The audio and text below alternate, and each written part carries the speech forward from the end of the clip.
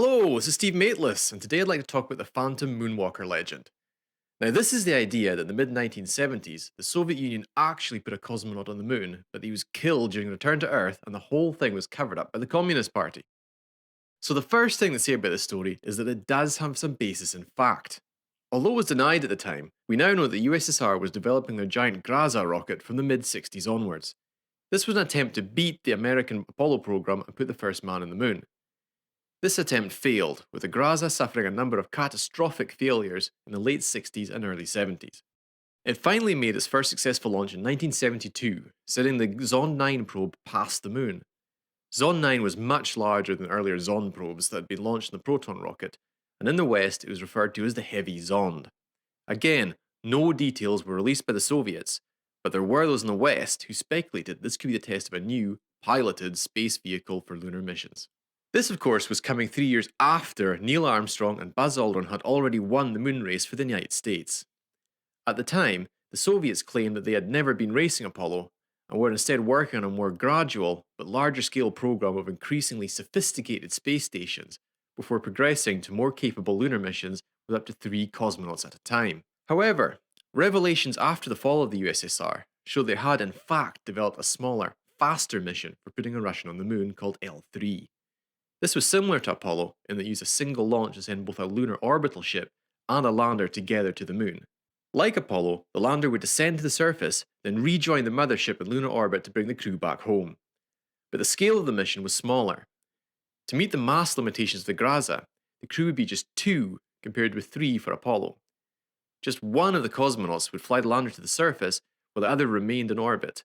The lander itself was as small as possible, carrying only a minute of propellant for the descent, and requiring the pilot to remain in his spacesuit for the whole mission. This meant that he'd be able to stay on the surface for just a couple of hours before having to return to the orbiter. So, the second Graza launch came on January 21st, 1974, and the payload was once again a heavy Zond designated Zond 10. Now, unlike Zond 9, this new probe didn't fly past the moon, but actually went into lunar orbit. It then deployed a separate landing vehicle called Luna 23, which made a successful soft landing in the Mare Vaporum, the Sea of Vapors. This was very close to the landing site of the Luna 22 probe, which had put a Lunokhod rover on the moon a few months earlier, and it's believed that the Lunokhod acted as a beacon to guide Luna 23 down to a safe landing. After less than a day on the surface, Luna 23 launched an ascent stage back into lunar orbit, and this module then performed a rendezvous with the Zond 10 mothership. It's unclear whether the 2 spacecraft succeeded in docking, but shortly afterwards, Zond 10 blasted out of lunar orbit to head back to Earth.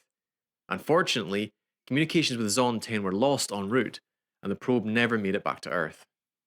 Now, even at the time, this mission raised a lot of questions in the West. The Soviets claimed that it had been the test of a new automatic sample return spacecraft, similar to the earlier Luna 16 and 20 spacecraft, just much larger. But a lot of Western analysts felt that the scale and complexity of the mission were just too high for this to be plausible. Also, if it was a sample return mission, why did the lander spend such a short period on the surface? Surely if it was collecting large volumes of rock and regolith, it would have needed more time.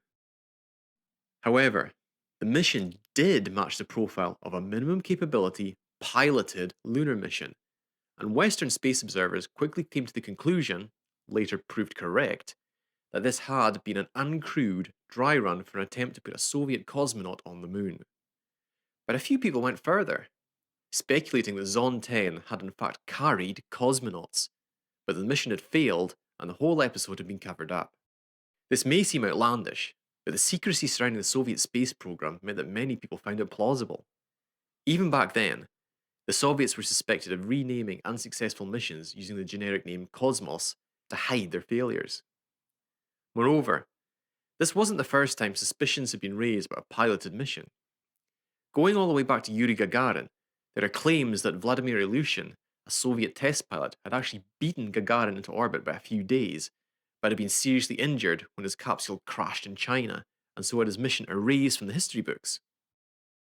In the early 1960s, there were also a number of recordings made by a pair of Italian brothers, Achille and Giovanna Battista, which claimed to include radio messages from Soviet cosmonauts dying in space. Now, these claims have since all been debunked, But at the time, it seemed quite plausible that the USSR may have been covering up fatalities in their space program. Thinking it through, though, the claims that Zond 10 was a piloted mission gone wrong don't really stack up. For one thing, the mission was launched nearly 5 years after the Soviets had already lost the moon race, and more than 1 year after the last Apollo mission, Apollo 17. Why would they take the risk of putting a crew on their experimental spacecraft to do a mission that had already been done better by the United States? Why not take more time to get it right? Secondly, if the failure occurred after the lander had lifted off the moon during the attempted rendezvous with the orbiter, why was the landing of a cosmonaut on the surface not announced as soon as it happened? We might not expect the sort of live TV coverage that Apollo 11 got, but surely the Soviets would have announced their triumph at the earliest opportunity. In fact, photos of the site taken by the Lunar 3 rover, which were publicly released in the early 2000s, show no sign of footprints, a flag, or the sort of scientific equipment we would have expected a moonwalker to have left on the surface. Other spacecraft have since taken high resolution overhead photos of the area, which clearly show the abandoned descent stage, but again, there is no sign of flags and footprints. Now, it could be that the failure was such that the cosmonaut was unable to exit the lander, but even so, we would expect that just the success in landing would be something worth celebrating, especially considering how challenging landing this thing is, at least in Nurble. Thirdly, any piloted mission generates a lot of space to ground comms traffic, and in particular voice communications. Even back then, there was a large community of amateur radio enthusiasts who regularly listened in on both Soviet and US space missions. Although there was one case of a radio operator in Norway claiming to have heard the voice of a cosmonaut during the mission, there was no independent verification of this. For there to be no other recorded voice traffic over a mission lasting for several days seems extremely unlikely. Some people have argued that, for this mission, they may have been observing strict radio silence. But this begs the question of why it's never been employed on other Soviet space missions, even the military missions to the Almaz space stations. Finally, we have the counterexample of what happened when a Soviet cosmonaut was killed in the course of a mission. On 24th of April 1967, Vladimir Komarov was killed when the parachutes of his Soyuz 1 capsule failed to deploy. Far from his death being covered up, Komarov was given a state funeral and buried with full honours in the Kremlin wall. We would expect similar honours for the heroes of a Soviet moon landing attempt. So, in summary, while it appears that Zond 10 was indeed a test of hardware for a Soviet piloted lunar landing mission, there is no evidence to suggest that there was a crew on board. The Phantom Moonwalker myth remains just a myth. I'm Steve Maitlis.